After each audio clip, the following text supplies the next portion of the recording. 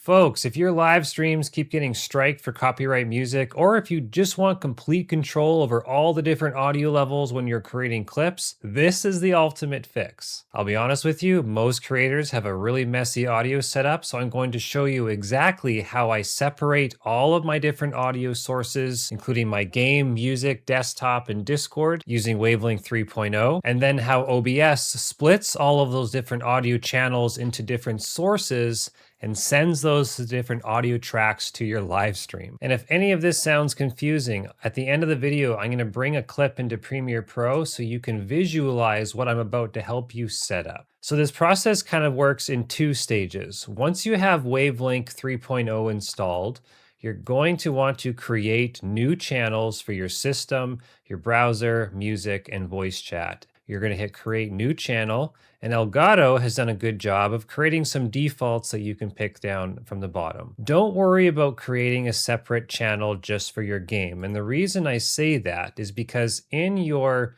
control panel, you want to make Elgato system as your default audio source. So anytime you install a new game or a new program, it's automatically just going to play through your default system audio. And this will make sense the more we start setting things up. Now with your browser channel, if you click the edit button, you add an application. In my case, that's Google Chrome. That's what I use for my default web browsing. And for music, I actually use Firefox. That way, whether I'm using YouTube Premium or listening to something on Spotify, because it's playing through an entirely separate application browser, I can control the audio level of that channel. And for the voice chat channel, I just use Discord, but in theory, you could be adding Microsoft Teams and Slack or Ventrilo or anything you want. Make sure you have the personal mix added. That's what you're going to be listening to personally in your earphones, or in my case, my speakers. And you just want to go ahead and add the system and browser and music to the mix that you're listening to. And even though Wavelink is free to use, if you have the Elgato Stream Deck with the knobs, you can analogically control all of the different audio levels from your fingertips.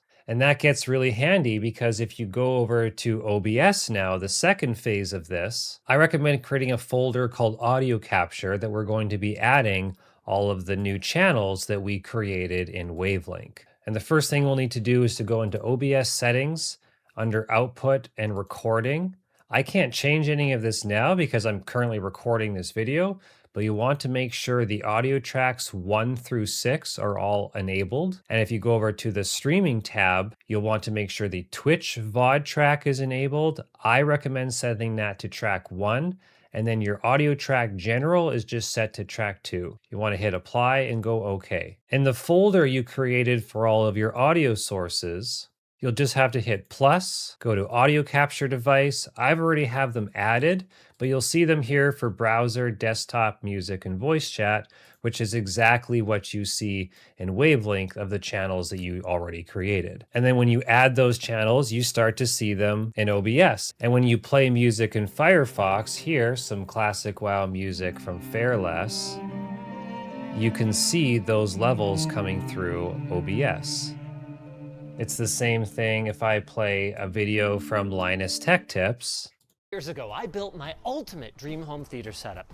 Those levels come through the browser. Now, the cherry on the sundae and how all of this comes together is in the advanced audio properties of OBS, where you see all of the 6 tracks that you previously enabled in your settings. And if you remember, you made your default Twitch VOD track to track 1. So that means all you have to do is check the box of the audio sources you want checked or not sent to your Twitch VOD track. In this case, if we just want our copyright music removed, we just uncheck box 1.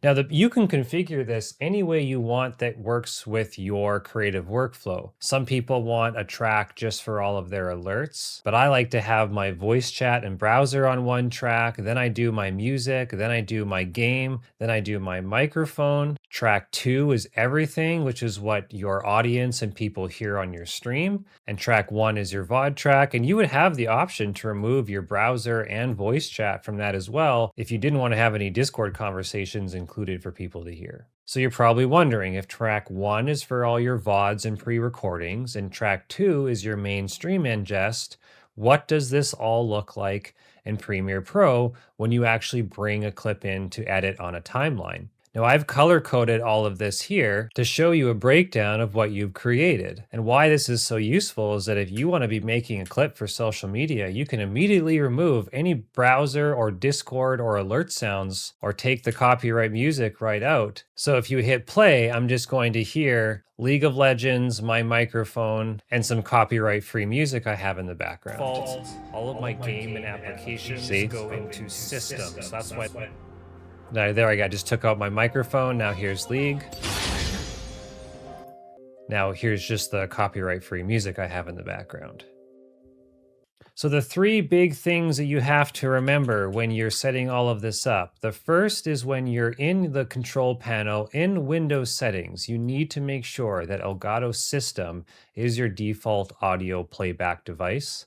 Then number two is that in Wavelink, once you've added the channels, you have to remember to add the application source that you want sent to each of your channels. Number three is in OBS, and you actually need to make sure that the newly created channels inside of Wavelink are properly routed to the different tracks in OBS so that they are broadcasted to the different live stream outputs. But hey, if you need any help setting this up, you can book a quick tech support call with the link in the comments. If you found this video helpful, I would really appreciate a subscribe. But until the next one, Derek out.